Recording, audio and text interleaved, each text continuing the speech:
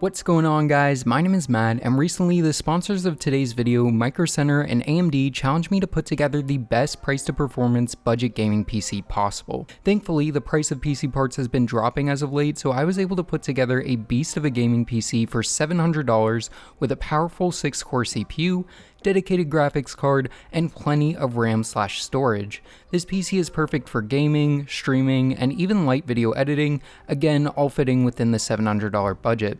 Obviously there are a million ways you could have spent this budget, but I went with parts that are high quality, reliable, and should last for years to come. Like I said before, this video is in collaboration with AMD and Micro Center. If you don't know, Micro Center is in my opinion the best place to buy PC parts in store and has been referred to by many as quote unquote tech heaven. They have an insane selection of PC parts along with tons of other tech, and what's even more insane is the deals you can find there. As an example of this, you can get an additional $25 off of any AMD or Intel processor by grabbing the coupon in the description and heading in store. One of my favorite things Micro Center offers is their PC Builder tool that allows you to part out a system with components that are in stock and ready to be purchased. Micro Center also has a build showcase area where you can show off your build or get inspiration for your next system. And right now, if you submit your build to the build showcase, upon approval you'll receive a coupon to use on your next Micro Center in-store purchase. To find a Micro Center near you or check out any of the things I mentioned, then head to the links in the description, and thanks again to Micro Center and AMD for making this video possible. When building a system like this, it's important to spend every dollar as wisely as possible to get the most performance, and that's exactly what I did. So without further ado, let's get into the parts that make up this $700 gaming beast. The part I usually pick first is the CPU, as other than the GPU, it has the biggest impact on gaming performance and determines a number of other factors with the build.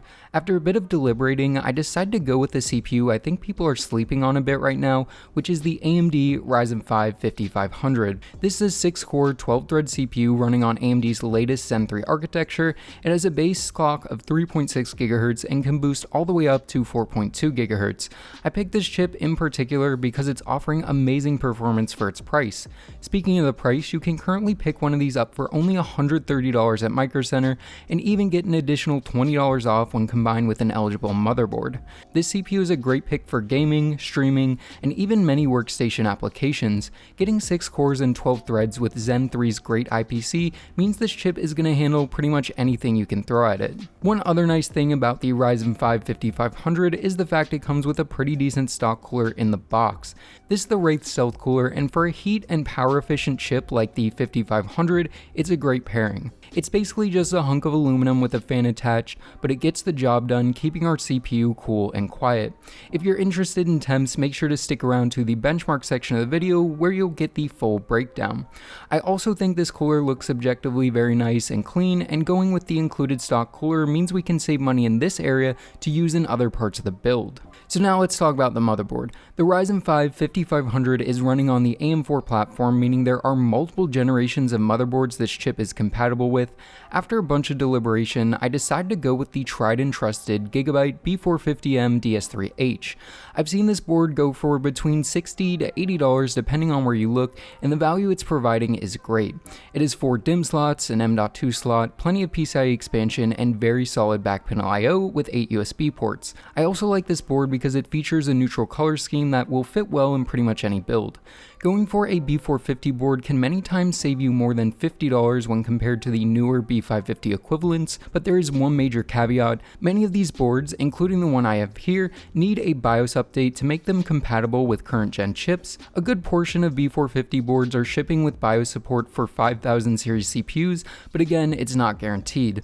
Updating the BIOS does require an older AMD CPU and 15 minutes or so of work, but I think the money saved is well worth it. With that being said, you could opt to shell out the extra $40 to $50 to get the B550 version of this board for guaranteed compatibility. All in all, the B450M DS3H isn't anything fancy, but it's cheap, has all the features I need, and overall fits well in the build. For RAM, I knew I wanted to get a kit of memory with speeds of at least 3200 MHz as Ryzen loves fast RAM. What I ended up going for was a 2x8GB kit of G.Skill Ripjaws 5 DDR4 memory running at 3600 MHz CL16. For around 80 bucks, this kit is offering a lot of performance for the price. Its black color scheme works well in this build, and I have used Ripjaws 5 memory in many builds in the past. With that being said, if you want to save some money, you could go for the 3200 MHz kit, which Micro Center has for only $60. There will be a slight performance loss stepping down to 3200 MHz, but the price savings may be worth it for you. 16GB is plenty for modern gaming, streaming, and even 1080p video editing. One other nice thing about this kit is the fact it only takes up 2 of the 4 DIMM slots on the motherboard, meaning upgrading to 32GB in the future should be as easy as popping in 2 more 8GB sticks. Now let's move on to storage. I decided to go for a good value SSD in the form of this Western Digital Black SN770. This is a very solid OS drive with 500GB of capacity coming in at right around $60. This is a Gen 4 drive but will be running at Gen 3 speeds because of the motherboard I went with, but even taking that into account, the performance of this drive is amazing. 500GB is enough for your OS, applications, and a modest sized games library. I think 500GB is plenty to get most people up and running, but you could always opt for the 1TB model for about $40 more. With that being said, the 500GB model fit perfectly into the budget, and I can highly recommend this drive for your next PC build. Now it's time to talk about the part that many of you probably have been waiting to hear about, which is the graphics card. After many months of inflated prices, GPUs are finally becoming affordable again. For a mid-range build like this one, the obvious choice in my eyes was the AMD Radeon RX 6600. For around $300, this card is offering amazing 1080p performance and even really good 1440p performance in many games. The particular model I went with is the Sapphire Pulse Lite Edition. This is definitely a more entry-level 6600, but it still offers a nice dual fan design with a pretty beefy heatsink. This card, like all 6600s, has 8GB of video memory. Price to performance wise, the 6600 really can't be beat right now, and overall I think this card fits this build perfectly. Powering the system is the Asus TUF Gaming 550. This is an 80+ bronze rated power supply with 550 watts of output. For under $50, this is one of the best budget power supplies on the market. 550 watts is more than enough for this build and even gives you some headroom for future upgrades. It is all black sleeve cables, which keeps the build looking nice, with the only real downside being its non-modular design. But all those extra cables are easily hidden away in the basement of our case. Speaking of the case, I decided to go for something I haven't built in before, which is the Deepcool Matrix 40. For around 50 to 60 bucks, this case is offering a ton of value. It has a tempered glass side panel, power supply basement, decent airflow, and an overall clean aesthetic.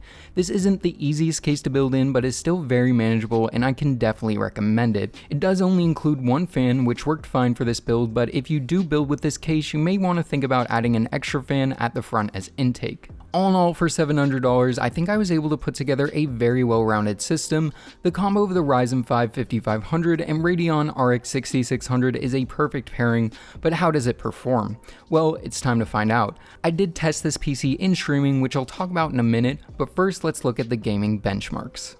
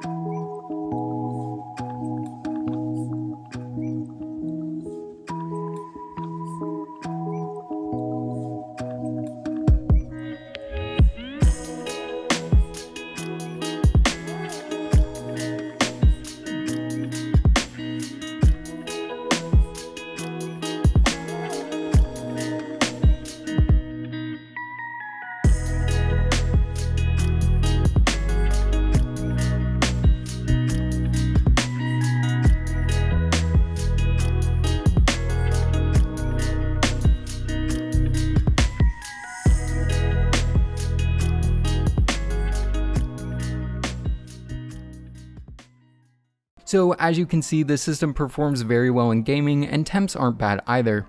In terms of streaming, I tested the system streaming both Valorant and Cyberpunk to Twitch at 1080p 60fps, and I'm happy to report the performance on both my end and the stream end was great, so that should go to show you that esports or AAA games can be streamed easily with this system. Overall, the system I was able to put together for $700 is offering a ton of performance and doesn't look half bad either. I think all in all, this challenge was completed with great success. Obviously, I could have went with many different combinations of parts, so if you would have done something different, let me know what you would have went with in the comments below. So yeah guys, I think this wraps this video up. Thanks again to Micro Center and AMD for sponsoring this video, and make sure to check the links in the description to save money on your next trip to Micro Center. If you liked the video, make sure to give it a thumbs up and consider subscribing, and as always, this is Matt from Tech by Matt, signing out.